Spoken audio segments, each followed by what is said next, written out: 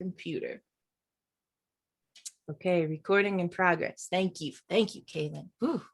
All right, so as I was saying, for those of you who missed the last two webinars, no worries. I'm going to go through really briefly what we touched on, and then we're just going to jump right into it. Kalyn and I have just chatted briefly before this, and we would love for this to be a conversation, a dialogue, a discussion.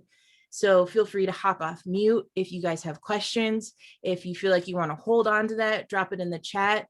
We'll get to that question afterwards. There's going to be plenty of time for questions and reflections. And this one is actually going to be recorded, so you can come back to it and we'll find a way to share it, but I'm very excited about this. So as usual, I'm going to ask that we take a moment to arrive. Feel free to turn off your cameras during this moment. It is literally just a moment for you to step into this space and become present with where we are. And I'm going to set my timer for 60 seconds. And I will let you guys know when we are done.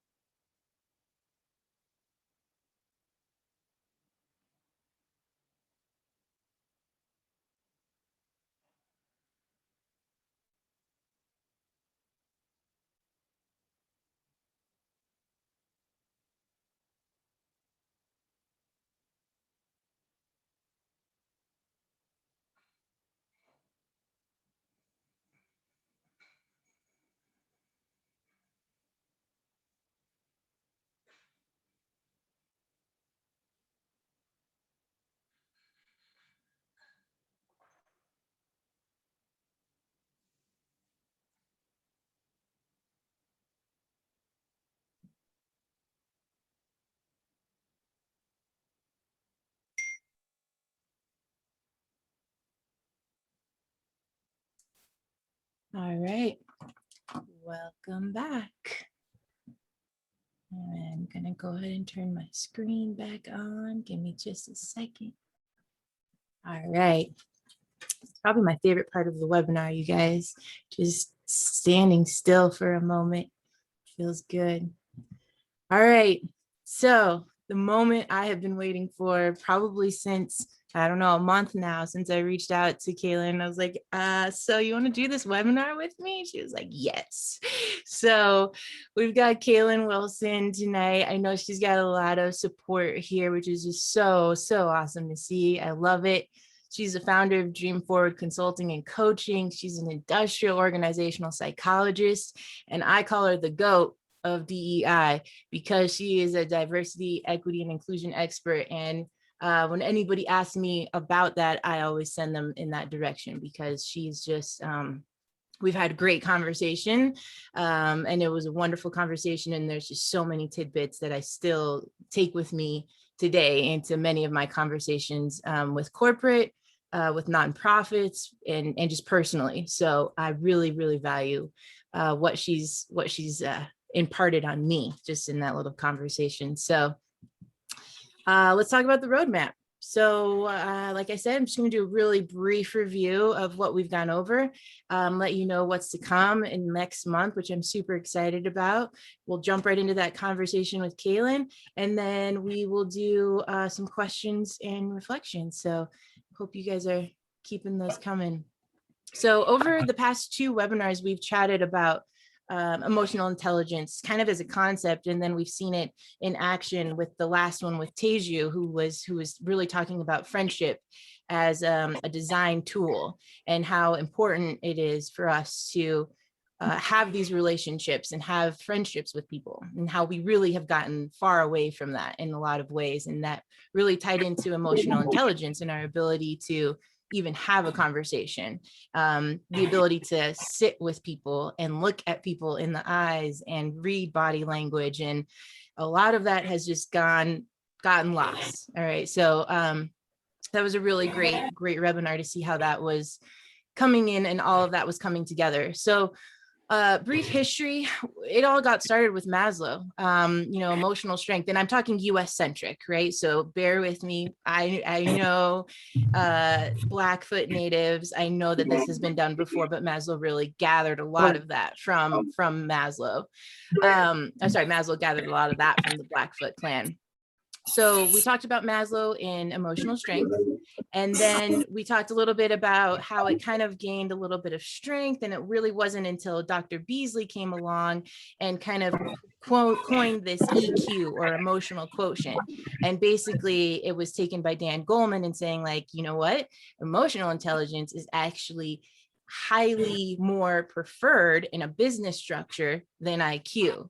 And it was that moment when people were like, oh, business, oh, bottom line, oh, and everybody's ears started to perk up. But of course, when you're talking about emotional strength, that just doesn't go anywhere. So thanks to all of these folks who have made it possible for us to have this conversation where people are actually intrigued and care about it. So I'm really excited that that has happened. And speaking of that, next month, August 31st, I'm going to be having a fireside chat with Dr. Beasley. And it's going to be a really great chat. I hope that you guys can make it. If not, I will definitely find a way to gather your questions, have them answered. And again, we'll have that one recorded as well. So super, super excited about that, but not nearly as excited as I am about tonight and this present moment. Kalyn Wilson, thank you from the bottom of my heart. Thank you so much for being here. Thank you for doing this. And thank you to all of the support that you brought with you. That's awesome. So, all right, we're going to jump into it. Like I said, feel free to do anything on the chat or hop off mute. This is really a conversation and we're looking forward to it. So floor is all yours, girl. Absolutely. Thank you so much. So I want to get started. I love setting just a little bit of housekeeping. One of the things that I always talk to people about is this idea of it being in agreement.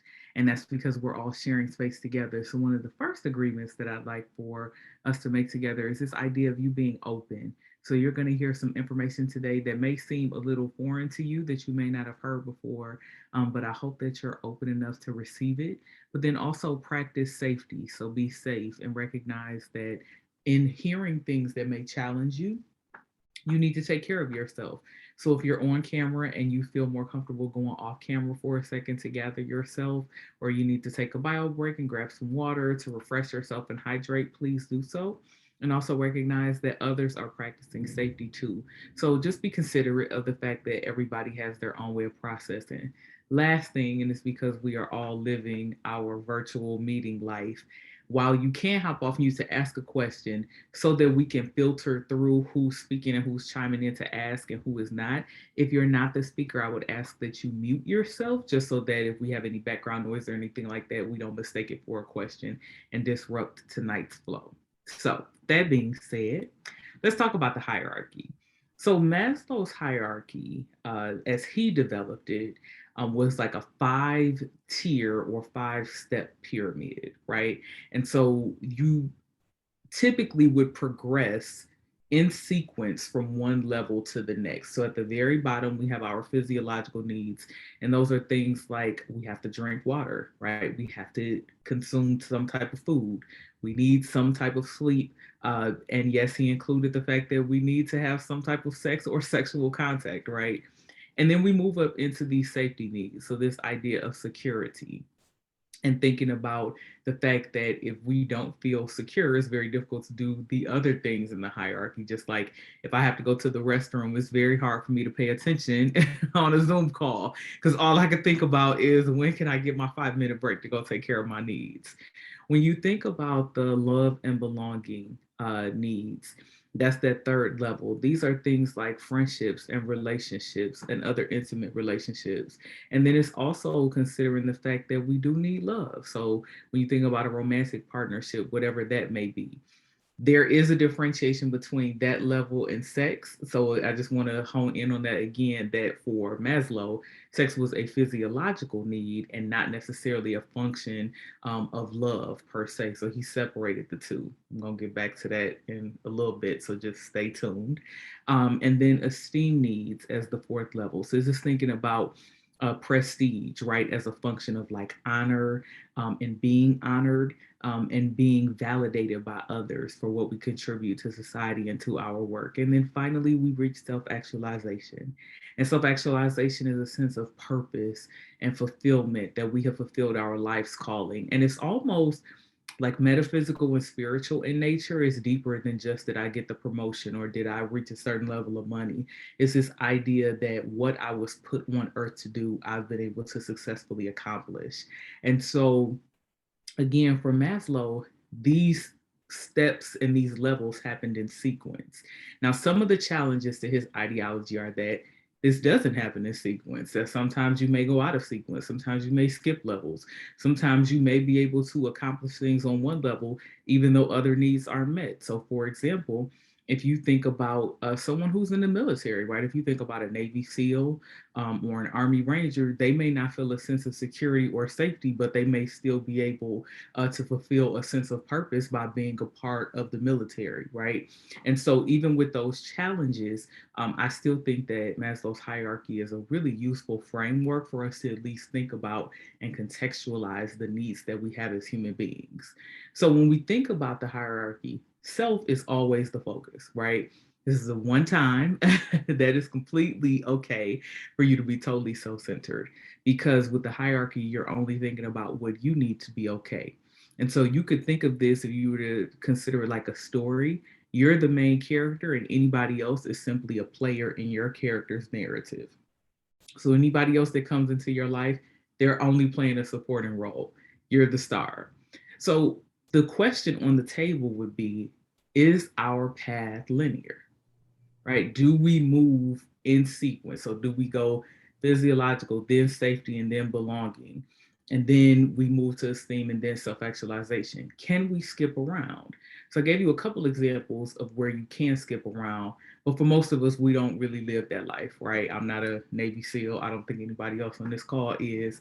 And the truth is that we do skip around all the time in our lives, and that's often to our detriment. So if you think about the pursuit of professional accomplishments and professional achievements to the detriment of our psychological safety, right? What does it mean when I am the vice president of this, this, and that, but I'm constantly facing microaggressions at work? Am I able to enjoy the fulfillment of that level? Probably not, right? I feel a sense of conflict. I feel a sense of, in some ways, betrayal of myself. And then I also feel a sense of confusion because when I feel insecure or unsafe, I don't know how long I'll be able to hold on to it. So when we think of concepts like covering, right, this idea that we hide parts of ourselves in order to survive and thrive in certain environments, it means that at any moment we could be quote unquote found out, right? So if you think about like the like old Molly Ringwald movies and the Brat Pack movies from the late 80s, right? It was always the kid from the other side of the track. So somebody pretends that they're rich and they're really not, and then they get found out. And so then you have to have this resolution in the story about, well, what does it mean to validate yourself? And this is really where emotional intelligence comes in, but we're going to get to that in a second. So when we think about the sequence, while the sequence does not always have to be linear, the sequence does matter. And so I want us to be thoughtful really about what does it mean to be fulfilled on each level. Maslow obviously has his examples of what it means to him, but each of us has to define that for ourselves. So, what I'd like for you to do in this moment is think about for yourself. And if you have a piece of paper, you can, or you can feel free to type it in the chat. I'm going to open the chat so we can be able to see that too. I'd like for you to just pick two levels of the hierarchy, just pick two.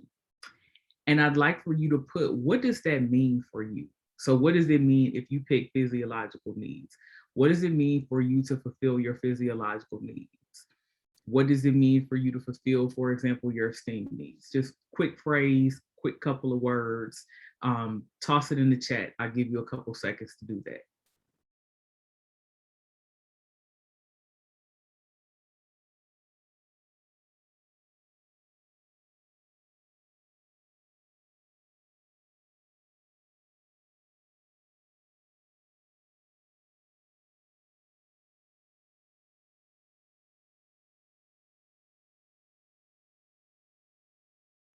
And just so no one feels shy, I'm going to do it too.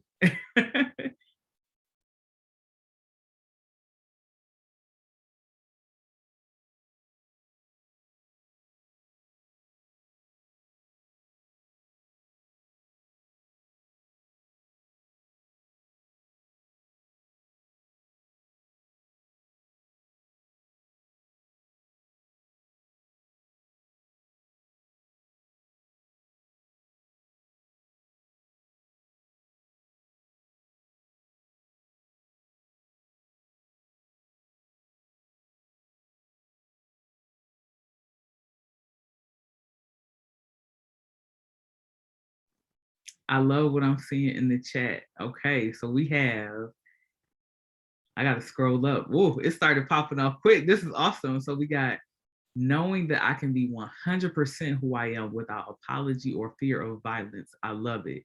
I put autonomy over ideation for safety. So Marquise and I both put safety. By the way, hey Marquise. And then Holly put safety as well, peace of mind. And then for self-actualization, being happy with the person in the mirror. I love that. Carmen put belongingness, no toxic relationships. I love that. We have self-actualization, being a visible advocate for Black people globally. That's for me what I feel a sense of purpose to do. Self-actualization, being in positions and trusted to do what I'm there to do. Love it.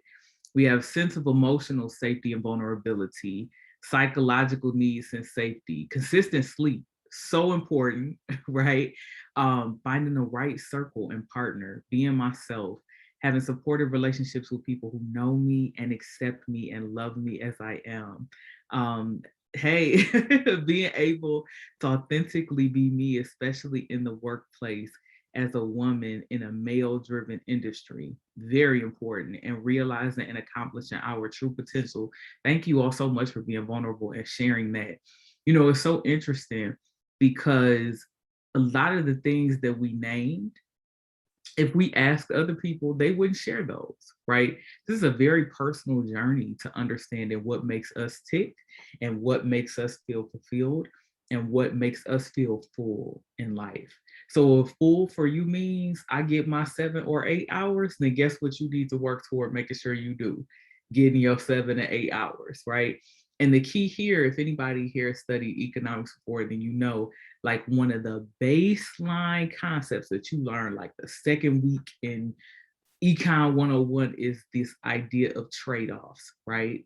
And this idea of opportunity cost, and which basically it says the cost of doing X is Y.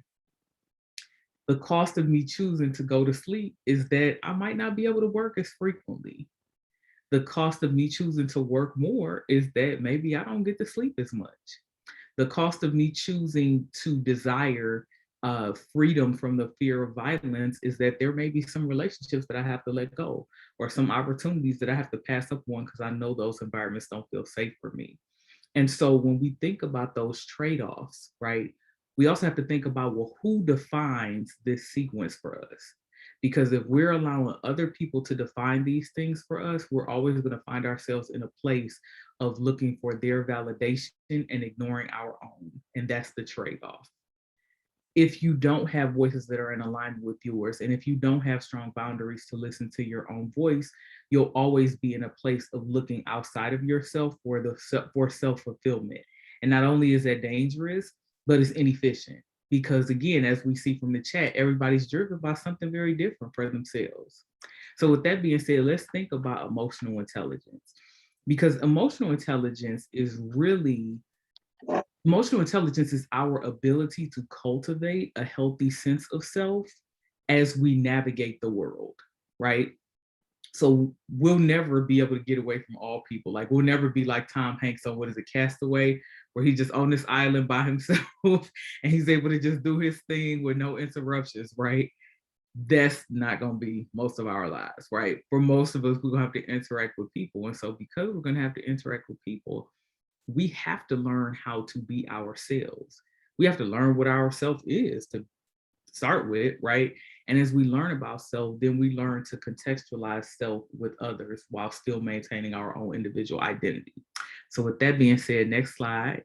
There are 5 main aspects of emotional intelligence, and the first is self-awareness, right?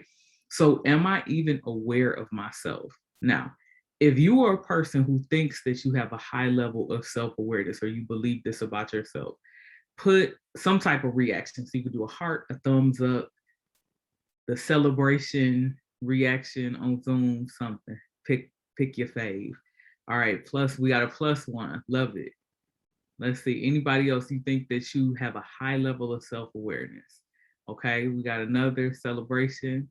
Okay, if you think you have a moderate level of self-awareness, put a reaction emoji up for me or type something in the chat. Okay, moderate for me. All right, I'm feeling it. If you think you have a low level of self-awareness, either do a reaction or put something in the chat for me.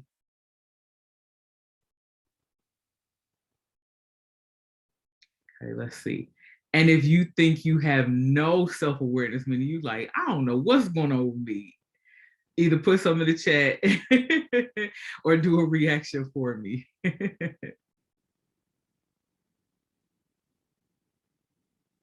All right, let's see. Sometimes, all right, that's real. So the key to self-awareness is recognizing that because all of us are older than being a newborn, we understand ourselves in the context of other people. And so culture always plays a role in self-awareness. So for example, I'm very talkative. You probably wouldn't know it, but I am. I love to talk. But I didn't know that I was talkative until I went to school in kindergarten and the teacher said, "Why are you talking so much?" Because I was used to being around my family, and all of my family pretty much talks as much as I do. So we just da, da, da, da, da, da. And it wasn't until I stepped outside of my family that I realized, like, oh, wait, there are people who really don't talk at all. Like, who are these folks, right? And it's vice versa. Some people have very quiet family units or very quiet friend circles. And so when they get around folks and it's like people are loud and bombastic, folks are like, what the heck is going on? Like, what are y'all doing? Are you fighting? Is someone getting into an argument? It's like, no, we're just talking. What you talking about? So we understand ourselves in the context of our own cultural histories, and that includes our family and friend circles, our jobs and schools, and other areas of our community. Somebody said I talk so loud and fast. Yeah, because of Hispanic Italian culture, for sure. I have to be aware of myself in certain environments, for sure. I think that's very common in several communities of color. Because I know for a fact with Black folks, it's like a running joke where it's like, if you see us talking to each other, we're not fighting, we just having random conversation because we just loud. But I think that's a very real thing. And so what happens is that we step into other cultures that may be different than our own, or we receive the affirmation of our own culture. And so we learn, okay, this is who I am. But then we start to transition into self-management. And self-management is our ability to recognize parts of ourselves, recognize our own emotional states and our own emotional triggers, to then choose to be adaptable depending on our environment. So that means if I laugh, and I love laughing, which I do love laughing, but I know, oh, I'm taking on a job at a company that's a little bit more conservative. When I say conservative, I don't mean politically. I mean like just in terms of maybe being a little bit more, straight-laced, quiet, very serious, very grave. I may choose to turn down my laughter, and I'll know the emotional trigger for joy and happiness for me, for example, is a funny joke. So I have to watch myself, right? I may choose to tone down my humor, or I may choose to expand what I find funny so that I can be able to better control my laughter, right? Now, that choice is something that is personalized to me. And I have a choice then to say, do I want to continue on doing this, or do I want to actually step away from this environment because I want to hold on to that part of me? That choice leads us back to the hierarchy, because that leads us to various levels of fulfillment around esteem, love, and belonging, and in some cases, safety. Self-management also means that we manage certain emotions like anger, right? So if we know that we get really frustrated, for example, somebody gave the example of working in a deeply male-driven environment. So if we know that we're deeply triggered by certain microaggressions around misogyny, then a part of our self-management is to say, okay, if I hear certain things, if I hear certain jokes, if I see somebody do that, I cannot snap off because I'll lose my job. So I choose the behaviors, right? I choose what I pay attention to. I choose how I absorb it. Now, that is no value judgment, right? When we're staying on the left side of this diagram, self-awareness and self-management, we want to remove the judgment from that. Because again, self-awareness comes from our cultural history, and we have to have a perspective of neutrality, to be honest, to understand it at first, so that we don't throw away things that we really need, and that we don't choose to keep things that we really should discard. So the ability to sort through that, almost like an anthropologist, right, where you're just casually observing something from the outside, is a really important skill to develop. When we think about self-awareness and then pivot to self-management and our choices, we now start thinking about motivation. So what would make you want to change your responses to your emotional triggers? What would make you want to dive deeper into your self-awareness? What motivates you? I have a theory. And my theory is that there are four main things that motivate people. One is safety. The second is prestige. Third is financial gain. And the fourth is self-actualization. So that means you're either motivated by the pats on the back and the parade in your honor. You're motivated by threats to your person or your mind or your body or your heart. You're motivated by the idea of fulfilling your purpose, or you're motivated by either being able to make more money or at the bare minimum, keep the money you have. Those four main motivations drive almost every behavior that we have. That's my personal theory.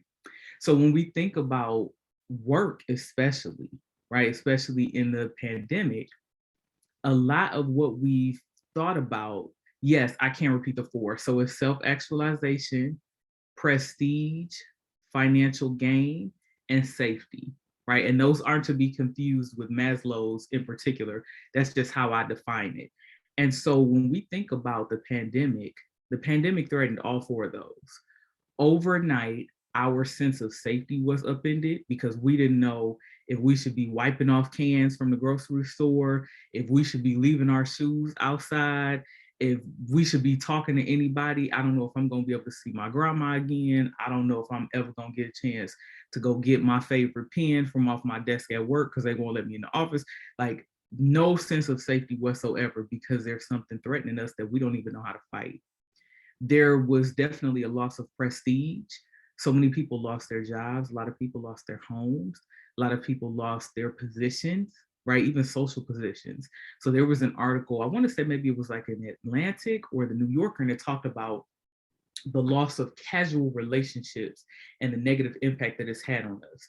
So it's not just the fact that I don't get to sit in an ideation meeting with my coworkers, it's also the fact that I don't get to say hey to the security guard at the door, right? That's what I normally see every day, and we chit chat about the latest sports game. And then I ask about how their new baby is doing because I knew they just had a kid, right? We miss those relationships too. And so this idea of prestige or honor or esteem being derived from both casual and intimate relationships is important for us because there are levels to fulfillment of prestige. We also want to think about the loss of financial gain, right? So a lot of us, while we may have changed jobs and felt excited about that, there is something to be said about what we have invested in building our skills to work a particular job, or the investments that we've made financially to dress a certain way or to behave a certain way to fit in a particular company, right? All of those investments matter, and we want to make sure those investments give us a return. And so when we have our lives upended and we can't go to the same jobs, and maybe we change jobs, and maybe we relocate, and when we move house, we lose some of that because we don't get a chance to get the same return. And so for some of us, there has been a little bit of grief there, right? And mourning of what we could have had, and in some cases feel like we should have had. And then finally, when we think about self-actualization, what does it mean to have a purpose? What does it mean to fulfill our purpose? For a lot of us, we thought our purpose was one thing. And then when March 2020 hit, it was like, boom, nope, we on something totally different, right? And there has to be time to figure that out. And unfortunately, for most of us, the coping mechanisms that we typically had to figure that stuff out, we can't do it, right? I'll give an example of my personal life. So when the pandemic hit, I was about a year into my time in LA. I moved out there for a job. And I was already having to figure out like new things to do, right? Just social things, because LA was very different than other places where I've lived. And so I thought I had gotten like kind of a good rhythm. I'm like, all right, I can do this thing. And then boom, all of a sudden I couldn't do it anymore. And I was like, oh my God. So like, where do I go to let off steam? What do I do when I'm stressed? Who can I go talk to? Where can I go find a date? Like what are all the things, right? These are things that matter and are important to us.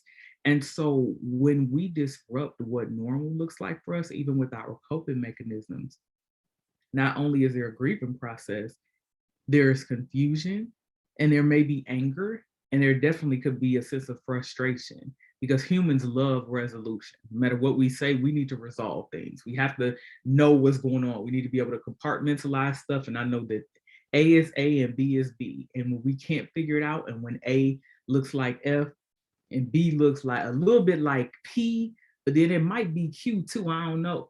That disrupts everything for us. And that disrupts our sense of motivation. So for a lot of us, what we've been experiencing in the pandemic, what we consider to be burnout, is really just a loss of our motivation, because we've lost our center and we've lost the idea of what it means to even be centered. So before we start stepping into the interpersonal side, which we're going to get to in a second, for some of us, we have to dial it back and go back to self-awareness, right? If it feels safe, pull up memories from when you were a kid, right? And maybe when you started at a new school, or when you started a new grade, right? Because even if you were at the same school, going from second grade to third grade was like another level, right? I know in my school, when you got to fifth grade, you went to the third floor. Like you got a chance to have a locker on the third floor. This is like a big deal, right? You with the big kids. Like all of a sudden you get to be around seventh and eighth graders. So you feel like you're doing something. And so all of a sudden I felt like I was going to fifth grade again in 2020, where it was like, what the heck? Oh my God, I'm on a whole new floor. I got to go up all these stairs to get to my stuff, right? And I'm like, what is happening? What am I doing? And so what does the third floor look like for you? What does fifth grade feel like for you? What does the pivot point mean for your motivation? What does the pivot point mean for how you manage yourself? Have you been managing yourself, or has self been managing you? Has outside stuff been managing you? So let's take a second to think. Of the 4 areas of motivation, which do you think is the most impactful for you in this moment? So if you had to think of self-actualization, prestige, financial gain, or safety, which of the 4 is most impactful for you right now in this current moment in your life? When you have it, feel free to type it in the chat, or you can share it aloud. I'm going to come off mute and see if I can get a train going. Yeah. I think it shifts between 2, and I want to know if that's something that's normal, right? To go between 2 different types of motivation. I think financial is definitely one thing. Living in San Francisco, there you can't play around, right? Like the cost of living is ridiculous, and you just can't play around, and I think that's one of them. But then I also think that prestige comes in there, and it's not coming from people who are like, oh, you're a doctor, you're an expert, that's great. It's coming from actually like people who don't know who I am, and coming from people of the community who are like, thank you for listening to me. right? Or thank you for having that webinar be free, because I really wanted to go to it and I wouldn't have been able to if it wasn't for free. So I think that it's a different prestige in what I conjure up in my head of like, you know, you're amazing. But no, it's just it's a humbleness of prestige that's really motivating me. Does that make sense? It makes total sense. All right. And when you were talking, what I heard was the juxtaposition of the prestige of living in this very expensive city and having to hustle and grind to survive, contrasted with the prestige of someone saying, I'm just happy that you're present and offering information. Amen. Yes. What does that do to us when we think about our own motivations and when we think about what really matters to us? Because sometimes we do have to choose, right? Sometimes we have to choose between money and safety, right? I think about like construction workers. So I was telling Dr. Bree, I'm like, man, I'm in this new subdivision, so they're still building houses, but it's raining like crazy in Atlanta, right? And so this is very dangerous for them to be out there in those storms. And they're like, no, but the houses have to be done by blah, blah, blah date. So they're putting their safety on the line, but I'm sure they're making a lot of money. They got to work out there in the rain. So it's like, is there a trade-off there? And so you have to be mindful of the fact that you could have a dominant motivation, but there's another one feeding it. And so understanding which one is the secondary motivation and which one is dominant allows you to make targeted and informed choices about how you move forward. I see self-actualization coming up a lot in the chat. I also see safety. You know, safety is a really big thing, especially when you think about communities that have been marginalized and what has been happening over the last year and a half with the conversation. And this idea that for a lot of companies, they're just now listening to people. That can make you feel unsafe. If you were used to having to survive with being unheard, and so you know how to navigate through that like quietly on the back end, and then all of a sudden you got 50 random executives coming up talking about, what do you think about this, right? It's like I don't know why I thought of that movie Anchorman, where it's like you coming up with like the microphone in your face. It's like, wait, you care what I think now? It can make you feel a little off kilter, right? And so there's this idea of threats to what made you feel safe before and your coping mechanisms to feel safe. So Holly, I saw you hopped on camera, so tell me more. Tell me more about that. You was there. You know what I mean? It's been that moment of all of a sudden things that we had to quietly cope with have been put on the forefront and have been put out. You know, it's kind of like, what's that commercial? What's in your wallet? Like everybody knows what's in my wallet now. Like everybody knows my credit score, my bank account, my blood type, all of it. And it's been jarring. So for me, when I put safety, it's really about, hold on. Yeah, buddy. I'm sorry. I got you. Hold on. It's really about psychological safety, right? Yeah. It's really about how do I keep part of me while still having to fight this fight. There's an emotional tax that comes with it when we have the lived experience of trying to help solve the problem, but we still got to live this experience while trying to help solve the problem that we didn't cause. But anyway, I digress. So yeah, that's why I put safety. So I love it. And you know, the interesting part is that people see you, but you asking, do you really see me? Because now you treat me like I'm a statistic, right? Not a statistic the other way, right? So, you know, this concept, and I hate to throw it out, but I'm going to go there a little bit, like this magical Negro concept where it's just like, yes, please come tell me this and save us. And it's like, yeah, but I don't want to. I kind of just want to do my work and go on home, right? Or like finding like the next woman to do it. It's like, yeah, that's cool, but like, you know, what if I do want to have friends at work and I don't always want to be the martyr, right? What does it mean if maybe I'm not looking to be like the figurehead and the poster child for growth in this area? What if I don't want to out myself that I have an invisible disability so that you can feel like you're really doing DEI right? These are very real things and are threats to ourselves because, again, we've had to learn to cope in these environments. So, again, when you start thinking about your motivations, understand that the foundation of that is self. And until you continue to dig in and discover self, it will be incredibly hard to succeed in these other two parts. So let's talk about the other two parts. Interpersonal awareness is being aware of what's happening to other people. Now, full disclosure, I would consider myself an empath, highly sensitive person, or HSP, and some other stuff, which I won't get into because it's like spiritual stuff. So I'm always peeping what's going on with other folks, even when I don't want to, and even when I be trying to mind my little business. And I'm a psychologist. So I be peeping stuff. I see you, even when I don't want to see you. And I just want to mind my business to get my little frappuccino and skip to Malou over to the side, right? But even if you don't identify as any of those things, right? You like, yeah, but I'm not an empath and don't want to be. We still can have awareness, and people give us clues all the time. So sometimes if you find that you're a person where you're like, I don't really pick up on other people, right? Totally fine. If you don't pick up on other people easily, at least try to pick up on patterns.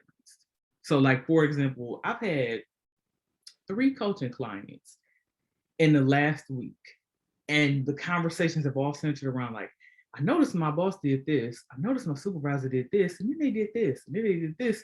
But I don't know what any of it means. And I'm like, wait, you just said that they did something like 5 times? No, like, you know what that means. And then sometimes it's something that's good, and sometimes it's something that is negative. But the key is that we all notice patterns, right? We learn that like in kindergarten, where it's like, what doesn't belong, right? And it'll be like in a kitchen with a refrigerator, a sink, and a stove, and it'll be like a bathtub. And you got to pick like, okay, it's the bathtub that does not belong in the kitchen, right? We can see those things. And so interpersonal awareness is the centering of us being able to notice like, what doesn't belong emotionally right now? Why is this person so angry in a moment where everyone else is happy? What's happening here? Or you can tell the person that like, we say like sucks the air out of the room. So everybody else is like super amped and jazzed, and they just totally aloof. And it's like the room is tilting toward their direction. So it's hard for everybody else to kind of get the traction. And so when you start to notice these things about other people, right? One of the first questions you need to ask yourself is, are they reflecting something that's happening in me? Because sometimes we notice stuff in people because it's also us, right? So they're like a mirror. And at that point, you need to question, is this something that I would hate or appreciate about myself? And if so, should I hate or appreciate that about this other person too? That then leads us into relationship management. So after we become aware of ourselves and know our own triggers and manage our responses to those triggers, excuse me, and understand our motivations, and then we start being aware of other people, then we can say like, oh, do I want to interact with this person so intimately? Do I want to share my secrets with that person? Do I feel like this person can appreciate these things about me? And if we think back to Maslow's hierarchy, right, that's the crux of love and belonging. The crux of love and belonging is, does this relationship bring me to a sense of fulfillment? It's not that the relationship always makes me happy, because remember, fulfillment could be fulfilling our motivation for financial gain. So I don't like you, but you could put me in a position to make some money. So we good for now. We get money together, but we don't have to go out to dinner afterward, right? It's a very real thing. And so when we manage our relationships, we're able to fulfill our motivations, but we're also able to still maintain our sense of self. When we're in relationships that make us question ourselves and make us hide ourselves and cover ourselves or change ourselves just to survive in that relationship, then we need to question, am I really showing up for myself in the way that I should? And is that healthy for me? All right, so now next slide. Let's try to tie all this stuff together. All right, I have a real quick thing before. Yeah. I want to chat real briefly about interpersonal awareness and stereotypes. Yes, let's because do it. I feel like sometimes, I'm again just being vulnerable with you all, but I sometimes in my interpersonal awareness will put something out, but it may be a stereotype. Or I might sit here and say, I'm aware that this person is doing that, but it's largely because I have either a stereotype that I'm either conscious of or non-conscious of. But I wanted to just kind of check that and see like, first of all, does anybody else have that experience. But then second of all, like, does that resonate at all with you, that this idea of interpersonal awareness and stereotypes, and what do you do with it? All interpersonal assumptions are stereotypes until we see patterns in individuals. So if you know, like if this is my first time meeting Rachel, for example, when I say Gilgoff, everybody I know with the last name Gilgoff is just like so mean and I can't stand them, right? That's an assumption. That's a stereotype. But then if I talk to Rachel 4 times and every time like Rachel is on the verge of cussing me out, then guess what? Now that's like a very real confirmed thought because she done did it like 4 or 5 times. Shout out to Rachel. I'm sure Rachel is a wonderful person. She is. She's the kindest, like most gentle person you know. And so when we think about that, we do make assumptions for people, but let's go back to self-awareness for a second, because it's probably based off of our own cultural history. Right? So we make assumptions of people. Like there have been assumptions. I got to give y'all, okay, I'll give an example from my own. I'm going to spill my own tea, right? I grew up pretty poor, right? I grew up in like lower, I would say lower middle class, like lower working class, probably in like low class in terms of money made. So for me, the idea of what it meant to be middle class, there was like an envious disdain, right? So it's like, I want the trappings of what it means to be middle class. Those people are so snooty and they have all these things that but now technically like I'm middle class. Even like if we thought of like just sheer numbers and like accomplishments, I guess technically I might be heading toward upper class, which is unfathomable to me because again, I grew up eating government cheese, you know? So this idea of like, oh, but now I'm the person that I used to disdain. It's like, well, where would that have come from? That I think like, if somebody, you know, owns a house or if they make such and such amount of money, then they have to be, you know, then they have to be snooty. It's like, well, where would that come from? Well, it comes from the idea that growing up, that's what I heard. That's what I experienced. And so we disrupt those assumptions and stereotypes when we choose to expose ourselves. When we choose to get to know people. And there's a concept that has been emerging, at least for me, called cultural humility, which is upended this idea of cultural competence. So it's not about me trying to understand somebody else's culture from the frame or reference point of my own, but it's about me recognizing my culture exists alongside yours and they have equal value. So I really do want to learn and explore what you got going on because it's just as valid and important as my own. And so that level of cultural humility has to be a part of interpersonal awareness because you're learning about people without judgment, just the same way you choose to become aware of yourself without judgment too. So I hope that helped. Yeah, that was great. Thank you. Awesome. All right, so let's hit this last slide. I can't believe we're coming up on time. That's like insane to me. So discovery is the centerpiece. And you're gonna hear me say this all the time. I say this to all my clients, like, look, y'all, no judgment. Like just see what comes up, do some exploration, do some reflecting, do some journaling, see what comes up. The first thing I want you all to think about is, what does homeostasis mean for you in the current moment? So just quick shout out, how many people have heard of the term homeostasis? Have you heard of it? Give me a reaction. I know the doctor has, of course. That's like the jam in psychology. All right, I see a couple people. All right. So homeostasis, looking it up, okay, while in school. So homeostasis is really a biological term. And it means, how do we bring ourselves back to balance? So a good example of that is like when we sweat, it's our body's way of cooling us off. So that means your body temperature is getting too high. The body has the mechanism by which it brings itself down to normal for our own bodies, which is like what, 98.6. So we sweat. If you are too cold, you catch a chill and your body will shiver to warm you up as many times as it needs to feel warm again, right? Homeostasis happens automatically. And we actually know that something is quote unquote wrong or abnormal when homeostasis is not functioning the way it should, right? So if you're not sweating, right, at all, you may have to go to the doctor because it's like, I'm always overheating. But why is that happening? Because your body should have clicked in. It's almost like an HVAC system. It should have clicked in to bring it back down to this temperature. So when you think about homeostasis for you, do you know what balance means? Do you know what normal could mean for you in the current moment? I want you to take a second and process through and explore. What does normal look like for me right now? Maybe I used to eat dinner at 5:30, but now, bam, 7 o'clock is it. Like, ain't no way it could happen before 7. If that's homeostasis, then we have to stop judging ourselves for our new normal.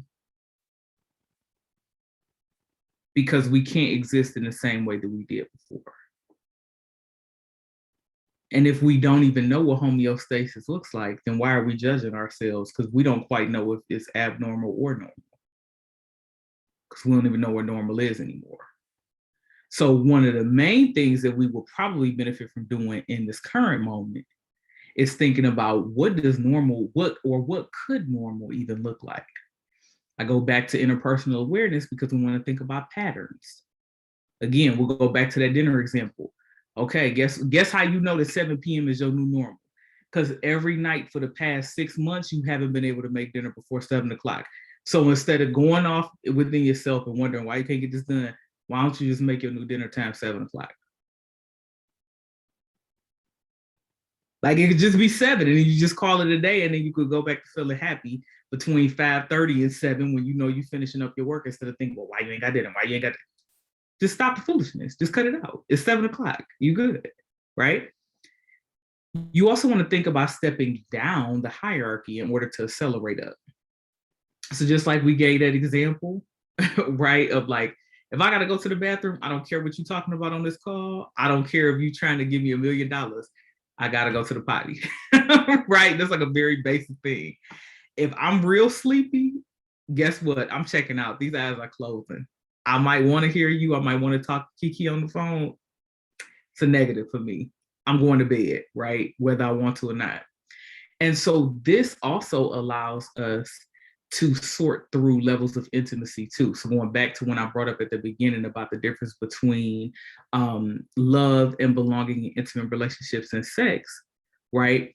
For a lot of us, if we think about sex as just physical intimacy and the power of touch from a sensual perspective, a lot of us have really been missing that over the past year and a half because we literally haven't been able to touch people. And so our idea has been upended of what it means to even be close to folks because we can't give hugs, we can't kiss each other, we cannot touch each other, we can't be close to each other.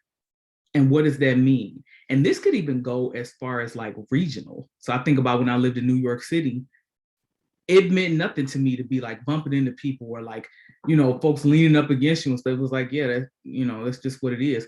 But I couldn't imagine doing that in Atlanta. I couldn't have imagined doing that in LA. It's like, why are you this close to me? Get away from me, right? Because everybody's in their own separate spot. So for people on the call who have relocated, who are moved to a different place, and they're like, well, what's the deal? What's the deal? You may have to reset and step down to think about what does sensory overload and what does sensory fulfillment feel like for me in this moment? Because your taste buds may change.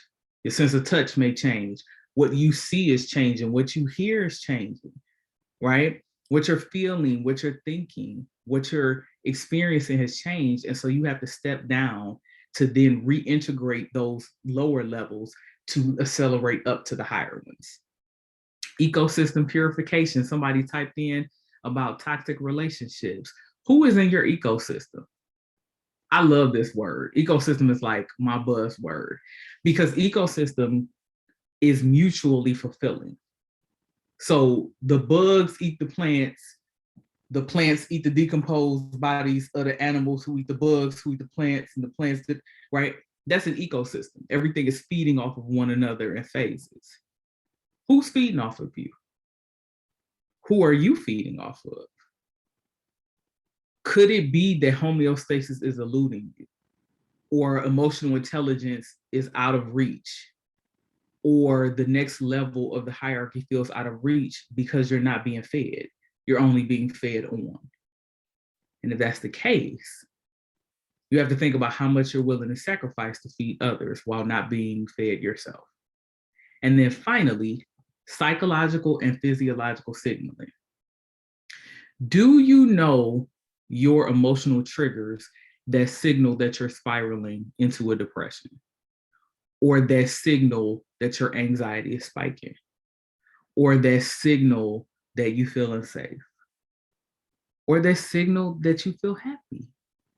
Sometimes we get so used to being anxious all the time and we have no idea. It's like, is that joy creeping up in my heart? Oh my God, am I happy? Right? Do we know those things? Is it a tingle in your hands when you see like your favorite dish come out at a restaurant? Is it like your eyes crinkle up a certain way when you like really are having a belly laugh? Is it that you feel a tingle in your back, right? When you talk to a certain person and you know, I don't need to talk to them again, right? I know myself. It's two very specific places in my body that feel tight and tense whenever I'm talking to somebody that is toxic for me. And that's my body signal. Girl, do not talk to that person anymore. It's a wrap. And I don't need to tell them. I don't need to tell anybody. I don't even tell people where the spot is on my body. I just know when I feel that spot, that is somebody you will never catch me on the phone with again. And we have to know these things about ourselves. And I'm going to give you a little hint. It changes over time. Because some stuff that was okay before, it might not be okay anymore. It might not be permissible in this season of your life. And that's okay. It might not be permissible in this phase of your career. Certain ways you might have let people talk to you before, you might be like, no, ma'am, that's a wrap. No, we don't do that. You may be standing in your power in a very different way, and that's great. But that discovery is so important. So here's my challenge to you all as I wrap this thing up. If you journal, and this could be in writing in prose form, it could be phrases, cutting out pictures or magazines, doodling, drawing, doing something on, Google or your phone or something like that to take notes. But I would encourage you to practice self-discovery. Enjoy getting to know yourself in this moment. What means something to you right now? Who are you? What does fulfillment look like on the different levels? Which level is most meaningful to you right now? And how is it different than before? And how do you need to pivot? Which aspect of emotional intelligence is most impactful for you right now? Where do you see the most gaps? And you're like, I could really strengthen that. As you discover that about yourself, you'll be surprised at how quickly you're able to develop an action plan when you lack judgment against yourself. Because you're the master of this ship. You're in control. So my parting thought is this. If you know what fulfillment looks like for you, and you know which level you're going to work on next, and you know which part of emotional intelligence is most important to you and that you want to work on the most, name for me in the chat the emotion that you would feel if you just knew those things about yourself, not even taking action yet, but if you were able to know those things about yourself. What is the emotion that you would feel? Type it for me in the chat, please.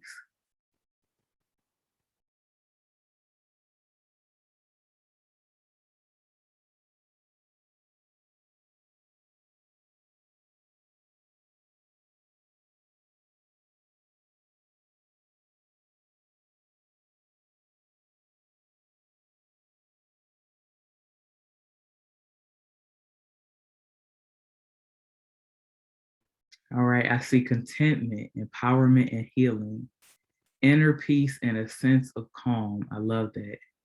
Calm. We have anything else in the chat? Elation. I love that. That's one of my favorite words too, by the way, elation. So if that's how you would feel then, how about you gift that to yourself right now? All right, I'm done. Thank you so much for sharing space with me tonight. I hope that this added so much value to you. I've enjoyed hearing your stories and sharing in your vulnerability. And I'm so appreciative of y'all. So if there are any questions, please feel free to either shout them out or type them in the chat for us.